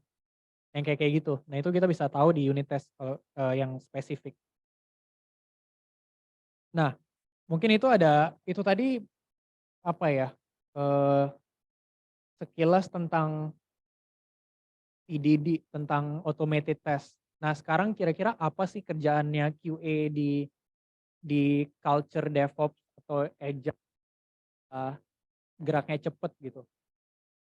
Nah di role yang lama, di cara kerja yang lama, role-nya QA itu lebih manual, administratif, time consuming, terus mikirnya lebih ke short to medium term. Kenapa manual sama administratif? Karena ya pertama manual, testingnya manual. Administratif kita harus maintain dokumentasi yang banyak. Tiap test run, tiap minggu mungkin kita ngetes, tiap hari kita ngetes, nah itu kita update lagi dokumennya di Excel. Tes ini jalan nggak, yang ngetes siapa, kalau gagal, gagalnya kenapa, error message-nya apa, nah itu kita track semua. Nah kalau di yang lama, kita itu juga time consuming. Kenapa? Karena kita harus regression tiap kali kita ada release baru, ada fitur baru, kita harus regression semuanya. balik lagi ke tadi, misalnya satu sprint kita 5 fitur. Oke, 5 fitur kita masih bisa handle satu orang QA. Setelah 10 sprint itu ada 50 fitur. Nah, itu belum tentu bisa di-handle satu orang. Misal kayak gitu. Nah, karena kita kerjaannya waktunya kita pakai buat hal yang administratif, kita nggak bakal ada waktu buat mikirin long term. Lama-lama itu numpuk, kotorannya numpuk semua. Dokumentasi yang nggak ke-maintain itu numpuk. Data parity, perbedaan datanya mungkin test case-nya masih pakai, kita ada fitur baru, cuman test case yang kita simpen itu masih test case software versi lama. Kayak gitu lama-lama bakal numpuk kalau kerjaan kita tambah banyak. Nah, kalau kita pakai automated test, kerjaan kita sekali. Jadi kita bikin test case, kita translate itu ke unit test atau ke integration test atau ke end-to-end test. Setelah itu ya udah kita tinggalin. Nah, kecuali kita ada perubahan acceptance criteria, kita ada perubahan requirement, kita lihat tuh, itu bakal ada error kan, karena nggak sesuai spesifikasi yang lama. Nah, itu kita benerin. Cuman kita nggak maintain.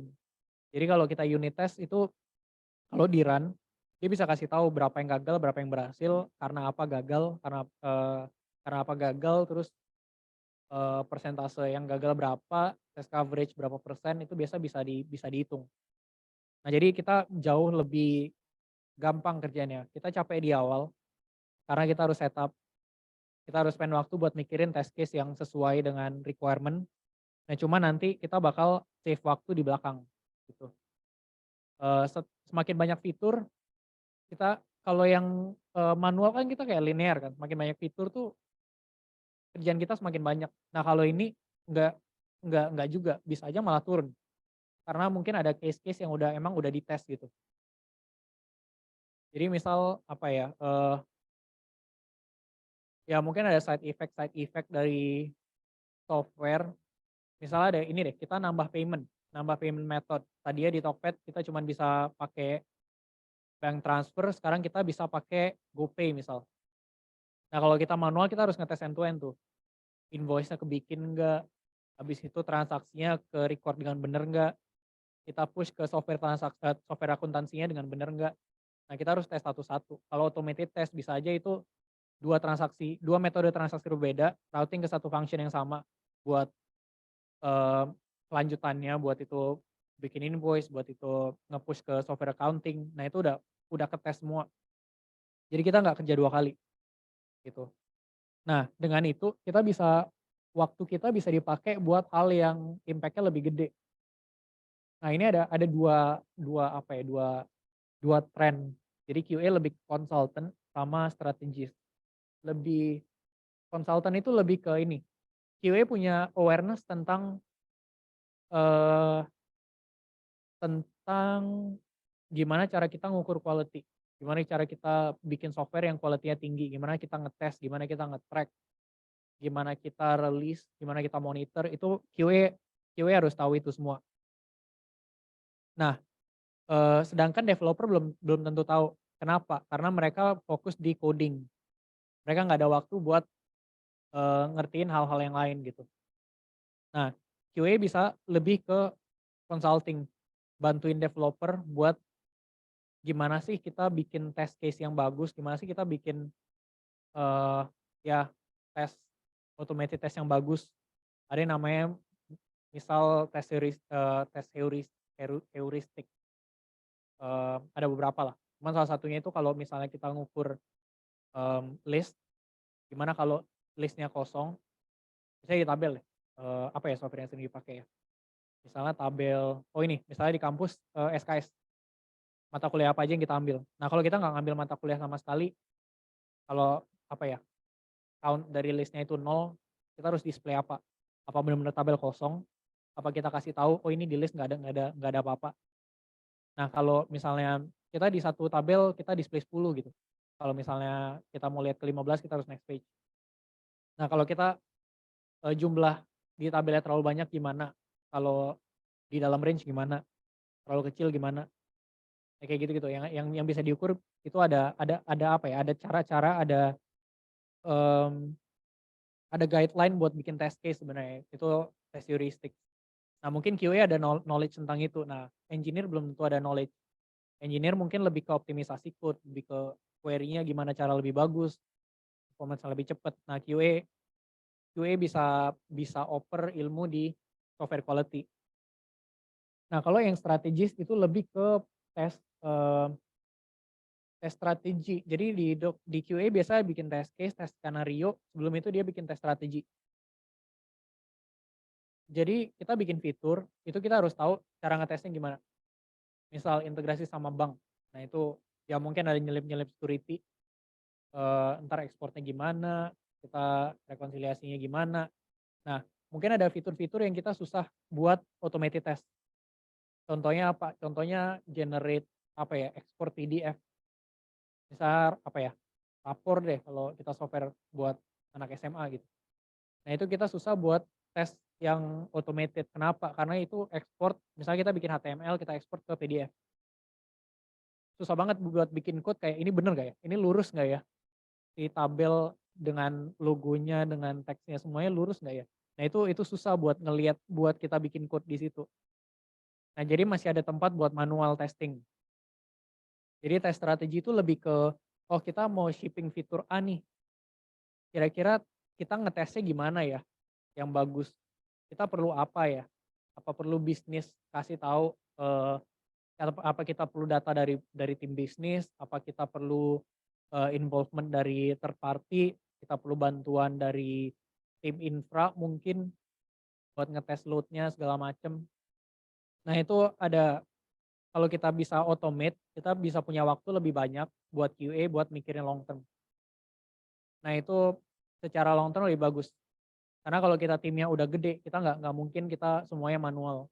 Karena senggol-senggolan pasti. Kita kalau udah 10 tim nggak mungkin kita kerjain sendiri sih. Mungkin itu aja sih dari saya. Mungkin lanjut pertanyaan ya Pak. Oke, baik. Terima kasih Pak Alessandro. Demikian yang bisa disampaikan oleh narasumber kita. Mungkin ada lagi yang ingin bertanya terkait dengan materi kita hari ini. Saya sapa dulu rekan-rekan kami yang ada di Zoom. Apakah masih ada di sana?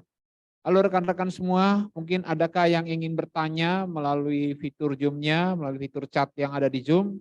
Dipersilakan kepada rekan-rekan kita.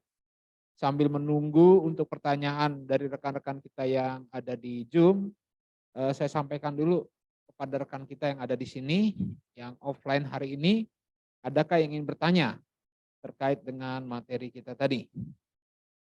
Silakan rekan-rekan, saya buka untuk 3 pertanyaan pertama.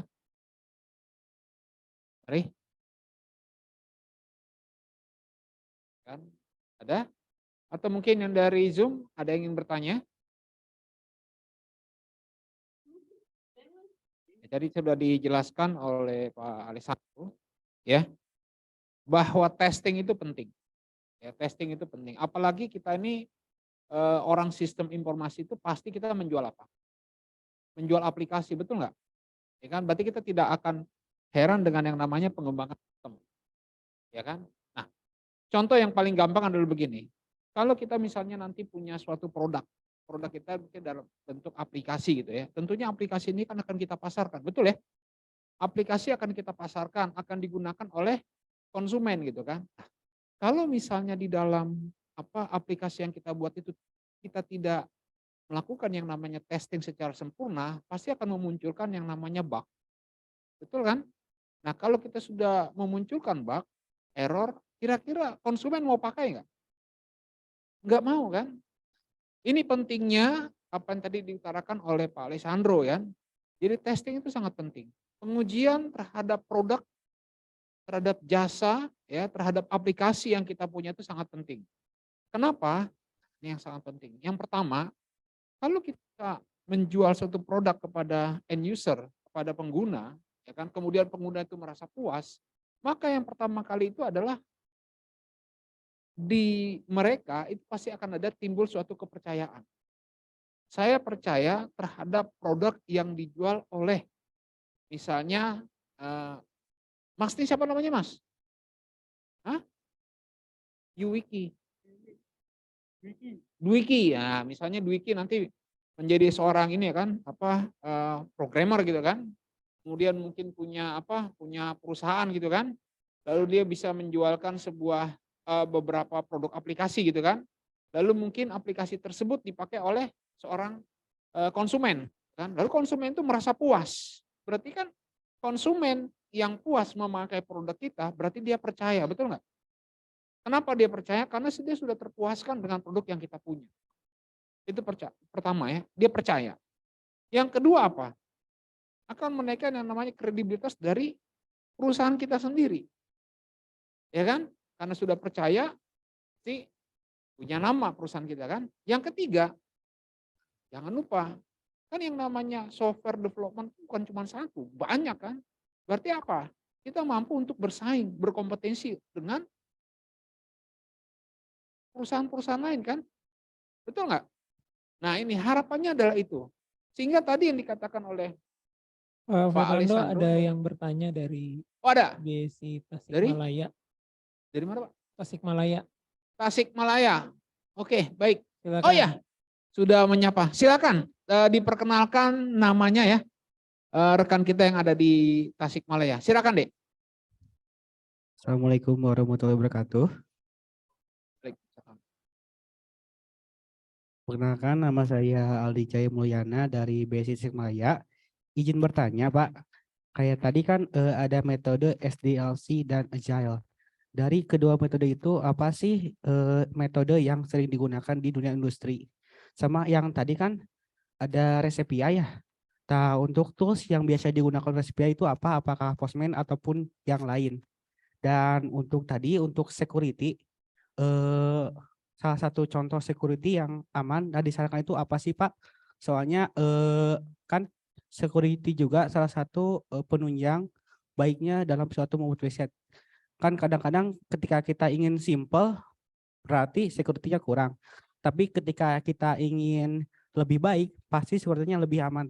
Salah satu metode untuk security yang biasa digunakan tuh apa sih Pak? Terima kasih. Oke, mungkin langsung ditanggapi ya Pak ya. Ya, terima kasih pertanyaannya. Yang pertama tadi SDLC, kedua Resepia ya, ketiga tentang security ya. Iya Pak. Buat SDLC, Agile itu salah satu SDLC. Jadi mungkin yang dulu sering pakai kalau pernah dengar ada waterfall, ada spiral, ada Agile, ada macam-macam lah. Cuman yang sekarang sering dipakai itu lebih ke Agile. Kenapa? Karena lebih fleksibel. Kita lebih fleksibel, lebih kecil resikonya, balik ke yang tadi. Jadi kalau kita ngerubah requirement, kita lebih gampang. Karena kalau kita waterfall, kita udah lock. Itu requirement mungkin 6 bulan, 4 bulan, udah terlalu panjang. Gitu. Jadi sekarang kebanyakan pakai Agile. Nah, kedua tentang Resepia ya. Kalau Resepia buat testing ya ada Postman, ada macam-macam, cuman ya yang sering dipakai Postman. Buat dokumentasi, buat testing, Postman. Ada beberapa tool lain. Sebenarnya banyak kan toolnya. Cuman ya itu paling banyak Postman. Kalau tentang security itu luas sih. Jadi kalau mau lihat kalau mau tahu vulnerability yang paling sering ditemuin itu mungkin bisa coba baca-baca OWASP top 10, OWASP top 10. Jadi itu diupdate tiap tahun sekali atau tiap beberapa tahun sekali. Nah itu dia listing kira-kira 10 vulnerability yang paling sering ditemuin. Nah terus kebanyakan vulnerability itu sebenarnya nggak di code, sebenarnya di infrastructure. Jadi ngomongin networking, ngomongin ya private network, ngomongin object injection itu gini, misalnya di foto kan dalamnya binary kan, bisa diselipin di situ bash shell script. Kalau kita double klik itu dia bisa nge-execute satu komen, terus dia bisa ambil kontrol ke kita punya sistem, kita punya server. Nah itu kebanyakan security sebenarnya di infra, bukan di bukan di sisi code-nya sendiri. Kalau di sisi code, misal tadi SQL injection itu kalau pakai di code ada ORM. Di sini kalau nggak salah waktu itu ngobrol sama Pak Sriadi pakai Laravel ya kalau nggak salah ya. Di situ tuh di Laravel tuh ada ORM-nya namanya Eloquent, namanya Eloquent. Nah di Eloquent itu dia udah handle itu SQL injection segala macam. Nah jadi kebanyakan di code sebenarnya udah di cover. Kalau frameworknya terbaru ya, pakai yang baru. Nah kemarin saya ada ngobrol sama beberapa orang security juga, dia trennya sama, lebih ke prevent dibanding detect. Ngomongin yang tadi, ngomongin object injection, saya cerita dikit lah ya. Jadi ada satu, ya kayak tadi contohnya ada orang yang masukin code ke dalam image, pasti double klik, dia nge-run itu binary, ternyata dia nge-execute shell script. Dan kalau dilihat fotonya itu nggak ada perubahan. Nah, ini ada satu company, kayak saya nggak bisa sebut merek, cuman dia dari Jepang, dia ada kerjasama sama pemerintahan Singapura, pemerintahan Jepang. Cara kerja dia itu, kalau nggak salah namanya Object Deconstruction and Reconstruction. Ya, something like that. Saya lupa nama aslinya, intinya objeknya itu, jadi kita ada image, ada file, image, PDF, Word, Excel, apapun itu, dia terima, dihancurin, dia rebuild lagi, gitu. Jadi dia sebenarnya nggak tahu di dalam itu ada code, dia nggak peduli di dalam itu ada code, dia bersih atau enggak dia nggak peduli. Dia cuman apa ya, dia hancurin itu binary-nya kecil-kecil, dia susun lagi. Jadi kalau code kan kayak titik komanya pindah tempat aja kan udah nggak jalan kan, sesimpel itu. Sebenarnya code-nya benar-benar nggak kelihatan sih jadinya. Nah mereka ada banyak paten lah, ada 26 paten kalau nggak salah. Gimana caranya mereka deconstruct objek dan reconstruct lagi gitu. Cuman intinya ya kebanyakan security issue itu di infra sih, bukan di code. Jadi mungkin ada kalau yang pen testing biasa udah kena di firewall, mungkin ada yang ya macam-macam. Cuman kebanyakan di infra, bisa di handle di networking, di firewall, macam-macam sih. Semoga menjawab. Oke, cukup itu ya Pak ya untuk jawabannya. Oke, gimana rekan kita yang di Tasik bisa terima untuk Terima jawaban? Pak. Untuk tadi yang shell script ya ada ya. Salah satu shell script yang biasa digunakan itu apa sih Pak? Apakah base 64 ataupun yang lain? Terima kasih. Itu shell script biasa sih, shell script Linux. Jadi dia masukin ke objeknya, kalau dia buka si image-nya, dia langsung execute code-nya. Gitu. Terima kasih Pak. Thank you, pertanyaannya. Oke, terima kasih rekan kita dari Tasik. Mungkin ada lagi yang ingin bertanya? Dari Tasik atau mungkin dari Sukabumi? Ada yang bertanya lagi? Silakan, dipersilakan rekan kita yang ada di Zoom.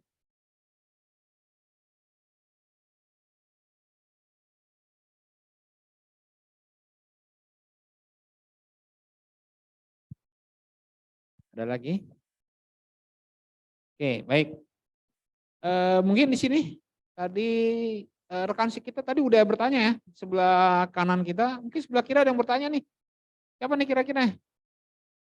Bisa pada diem semua nih. Ini diem pada paham apa enggak nih? Atau kedinginan? Oke, siapa yang ingin bertanya? Silakan. Mari. Ya kita kasih kesempatan dua pertanyaan lah. Mari silakan, ada lagi yang bertanya? Cukup. Mungkin agak di luar topik juga nggak apa-apa sih kalau mau tanya. Lebih general. Ada yang bertanya? Oke, silakan. Ada rekan kita yang bertanya. Oke, silakan Mas. Ya, Assalamualaikum warahmatullahi wabarakatuh. Nama saya Izon dari BSI Margonda. Tapi saya nanyanya OOT nggak apa-apa ya? Saya pengen tahu peran front end sama back end. Nah, itu saya pengen tahu satu. Yang kedua, cara dia komunikasi untuk nganter file satu ke file lain dari front end ke back end itu gimana ya? Kan kalau kita kalau biasa masalah, misalkan bikin makalah. Misalkan kalau misalkan si A bikin bab 1, habis itu kirim file bab satunya buat ngelanjutin bab 2 kan bisa ngirim lewat WhatsApp atau email gitu kan. Nah, tapi kalau misalkan antara si front end sama back end tuh gimana ya? Ya, makasih. Oke. Sambil menunggu pertanyaan berikutnya mungkin bisa langsung dijawab Pak Alessandro. Oke. Komunikasi front end sama back end ya. Biasa pakai REST API. Sebenarnya ada beberapa caranya. Cuman yang paling banyak dipakai pakai REST API. Jadi REST API itu apa? Jadi ada beberapa metode. Intinya kita nge-hit URL, ada beberapa metode. Ada get, post. Yang paling simple ya, get, post, put, patch, sama delete. Get itu kita mau nge-get data. Kita ngambil data, bisa ngambil list. Nah itu kita nge-get. Nge-post itu kita bikin resource. Misalnya kita create user, create apapun itu kita pakai post. Kalau put sama patch itu update, buat ngupdate data. Kalau put biasa kita ngupdate semuanya, kalau semuanya yang ada di resource itu. Kalau patch itu misal di user ada nama, alamat, umur, nama, alamat, tanggal lahir, apa ya? Ya ada beberapa properti lain, kita cuma mau ngedit satu. Nah, itu kalau patch bisa pakai URL yang sama. Kalau put kita harus kirim semua data. Nah, cuman intinya put sama patch update. Jadi get itu nge-get, post itu ngebikin data, put sama patch itu nge-update, delete itu nge-delete. Ada protokolnya. Itu sebenarnya pakai HTTP. Kita ngirimnya pakai JSON, nerima JSON. Itu cuman standar aja gitu. Standar yang paling populer pakai REST API. Gitu sih. Jadi di backend kalau sama front end biasa mereka agree dulu nih, kita mau ngomongin apa sih, ngomongin user misalnya. Data user tuh ada apa aja yang front end perlu. Nah, backend dibikinin. Oh ini ya kalau mau ngambil ini user, mau usernya cuma satu, mau list, mau search, mau apa, itu ya tergantung backend bikinnya gimana. Nah kalau kita bikin, balik lagi kayak kontraknya, pas bikin user kita perlu apa aja. Bisa aja pas bikin kita cuma perlu nama, sama email, sama password. Pas kita edit, nambah lagi alamat, misalnya experience kerjaan kayak apa, NPWP, segala macem gitu, bisa aja kan. Nah itu tergantung kontraknya gimana, jadi harus ada agreement dari backend sama front end. Cuman intinya komunikasinya pakai REST API. Gitu sih, kebayang nggak ya?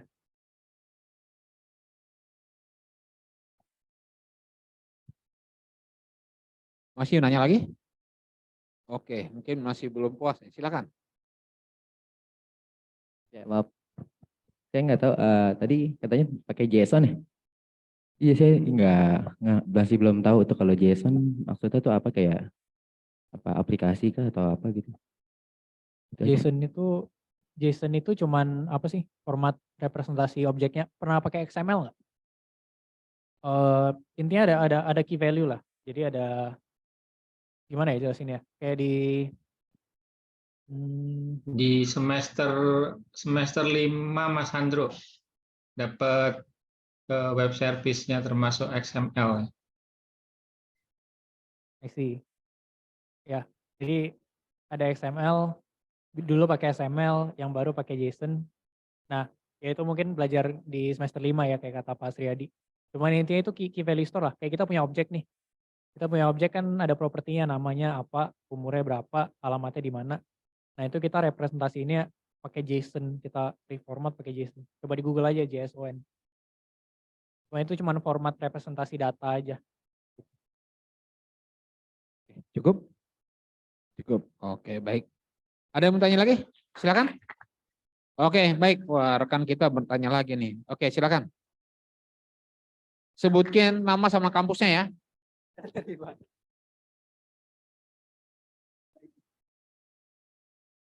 Saya Aldi dari UPSI Ciledug ya Pak. Saya mau nanya, apakah quality assurance itu mencangkup secure code? Oke. Itu aja Pak. Terima kasih. Oke. Secure code. Quality assurance enggak nyentuh secure code. Cuman kalau di DevOps kita ada CI/CD. Ya continuous integration, continuous delivery yang tadi biasanya di-scan. Kita bisa scan vulnerability-nya kayak apa.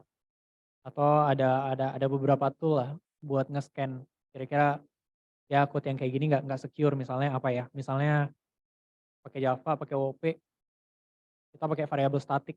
Nah, itu kalau ada concurrent user bisa jadi ada masalah. Nah, kayak gitu-gitu. Itu bisa didetect sama code review tool, itu beda lagi sih. Cuman biasanya dipakai ada di CI/CD itu dimasukin scan-nya gitu. Cukup Pak ya? Cukup? Oke, yang dari Zoom terakhir, adakah yang bertanya lagi? Satu lagi dari Zoom, adakah yang bertanya? Cukup? Pas? Ada yang di chat nggak Mas? Ada yang di chat? Nggak ada. Oke, kalau tidak ada Pak Sri, apakah ada yang mau disampaikan Pak? Sesi terakhir. Cukup Pak dari saya. Oh cukup Pak, baik Pak, terima kasih. Cuman pesan saya gini Pak, Siap. buat mahasiswa semuanya, kita mengenal bidang informatika itu banyak banget ya, banyak banget. Nah, kita berikan materi workshop tentang quality assurance ini dalam waktu atau dalam jangka pendek. Mahasiswa sertifikat ini bisa mahasiswa gunakan nanti di semester 4 D3 untuk mengikuti sertifikasi kompetensi, karena di situ ada unit testing ya, unit kompetensi yang berhubungan dengan unit testing. Terus yang kedua, untuk yang mahasiswa S1 bisa mahasiswa gunakan pada saat nanti di semester 6-7 untuk sertifikasi program analis. Dalam jangka panjang sebenarnya kita berharap ketika mahasiswa bisa jadi ya, namanya juga mahasiswa atau manusia, mungkin sempurnaan itu bisa ditutupi dengan kompetensi yang lain. Sebagai contoh, kalau seandainya nanti ada mahasiswa yang agak lemah di programming, maka mahasiswa bisa memperdalam terkait dengan quality assurance ini. Karena quality assurance ini banyak tools-nya gitu kan. Tools-nya ya salah satunya nggak perlu ngoding karena bisa menggunakan automatisasi yang memang sudah banyak beredar di dunia kerja yang bisa dimanfaatkan gitu. Nah, dengan harapan-harapan tadi malam ini gitu kan mahasiswa sudah kebuka pengetahuannya, sehingga dari pengetahuan itu mahasiswa bisa tingkatkan untuk diwujudkan menjadi sebuah kompetensi. Kalau di Prodi SI itu memang quality assurance-nya tidak begitu kuat ya, tidak begitu kuat dibandingkan programming-nya, karena programming-nya kan sampai ada semester 1, terus semester 2, semester 3, semester 4, semester 5 ya. Ada 5 semester, sedangkan quality assurance itu hanya nempel atau bagian kecil dari proses pada saat mahasiswa melakukan proses coding, dan coding itu harus diuji coba ya, harus diuji coba apakah nanti ditemukan debug atau tidak. Terus kalau seandainya nanti mahasiswa ketemu mata kuliah teknologi web service, salah satunya nanti ada pengujian dari sisi UI, ada juga pengujian terintegrasi antara modul-modul yang digunakan dalam mata kuliah teknologi web service. Itu saja Pak Nandu. Baik, terima kasih Pak Sri atas pesannya. Jadi rekan-rekan semua sudah diingatkan oleh Pak Kaprodi kita bahwa tujuan daripada seminar workshop ini adalah untuk menyiapkan rekan-rekan semua pada semester 5 nanti ya, semester 4 lah ya, untuk uji kompetensinya, di mana nanti ada unit yang perlu untuk disiapkan. Nah memang nanti pada intinya di uji kompetensi nanti, jangan sampai nanti proyek yang nanti akan Anda siapkan, ya, yang akan ditujukan kepada asesornya nanti, jangan sampai ada yang salah, ada yang bug, itu tidak bisa. Karena di dalam uji kompetensi nanti hasilnya hanya kompeten atau tidak kompeten. Jadi tidak ada lulus dan tidak lulus, kompeten dan tidak kompeten. Nah harapan dari Prodi adalah rekan-rekan semua itu adalah kompeten, ya, sesuai dengan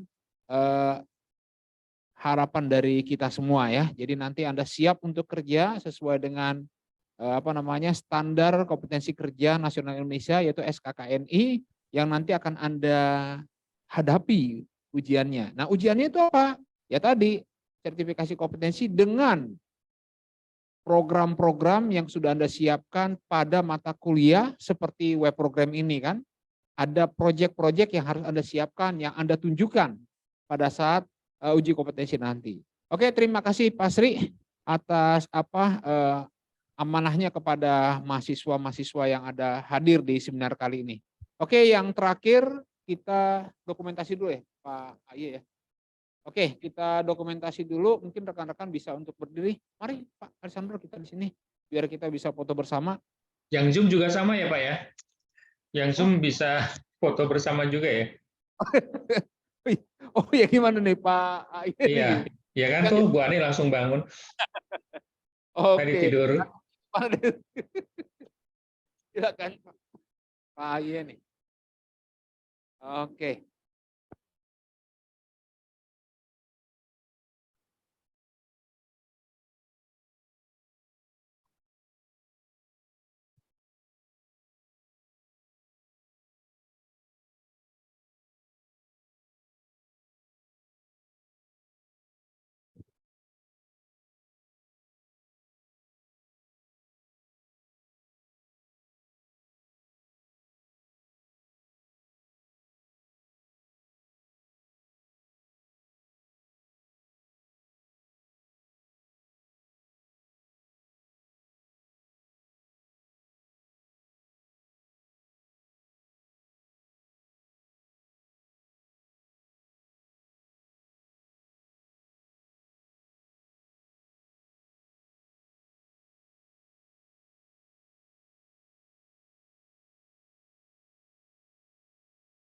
Oke, dengan berakhirnya seminar kita hari ini, terima kasih atas kehadirannya. Harapan kami adalah bahwa rekan-rekan semua bisa mendapatkan ilmunya ya dari seminar kita tentang quality assurance-nya.